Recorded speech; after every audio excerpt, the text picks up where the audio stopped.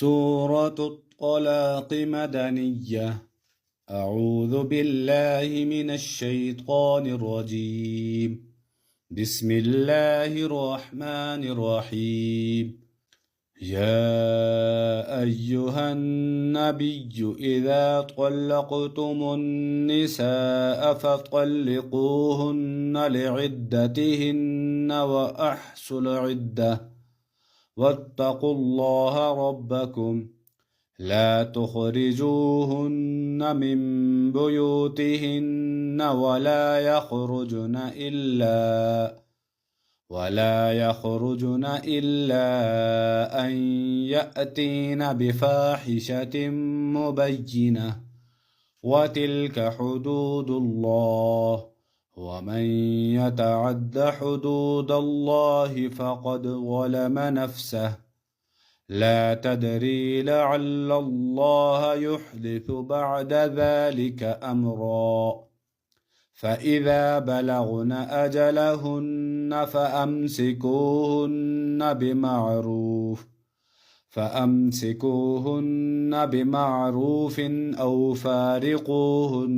بمعروف أو فارقوهن بمعروف وأشهدوا ذوي عدل منكم وأقيموا الشهادة لله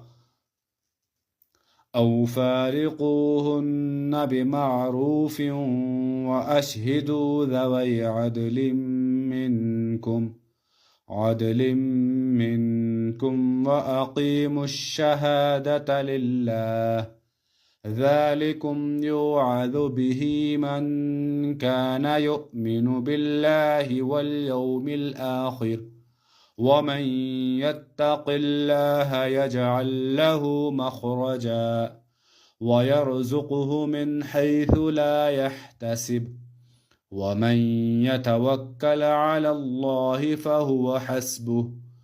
إن الله بالغ أمره قد جعل الله لكل شيء قدرا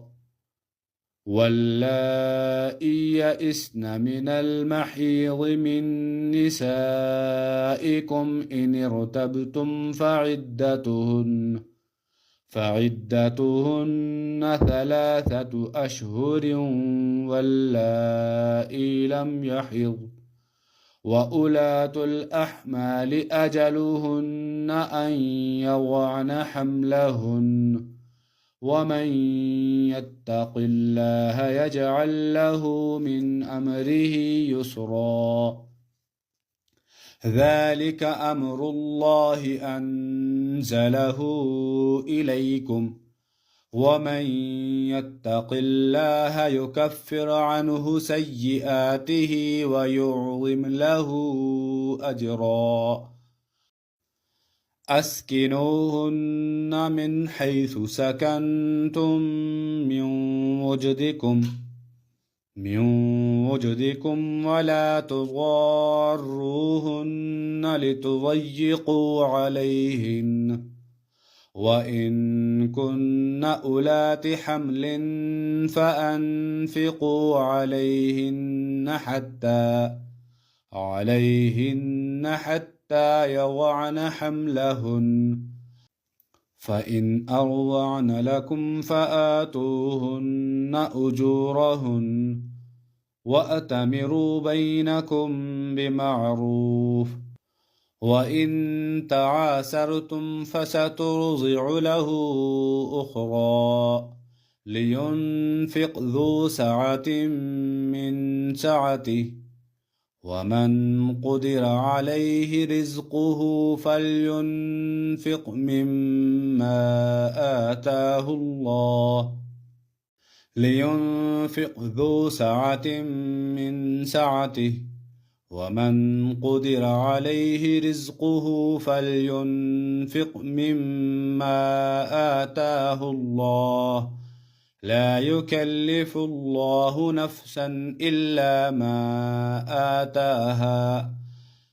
سيجعل الله بعد عسر يسرا وكأي من قرية عتت عن أمر ربها ورسله فحاسبناها حسابا شديدا وعذبناها عذابا نكرا فذاقت وبال أمرها وكان عاقبة أمرها خسرا أعد الله لهم عذابا شديدا فاتقوا الله يا أولي الألباب الذين آمنوا قد أنزل الله إليكم ذكرا رسولا يتلو عليكم آيات الله مبينات ليخرج الذين آمنوا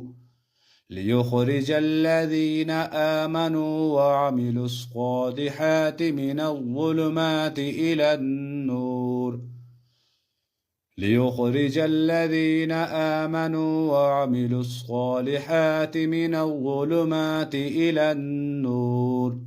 ومن يؤمن بالله ويعمل صالحا يدخله جنات تجري من تحتها الأنهار خالدين فيها أبدا قد أحسن الله له رزقا الله الذي خلق 7 سماوات ومن الأرض مثلهن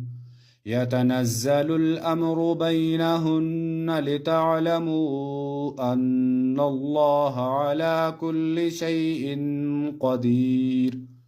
وأن الله قد أحاط بكل شيء علما صدق الله العظيم.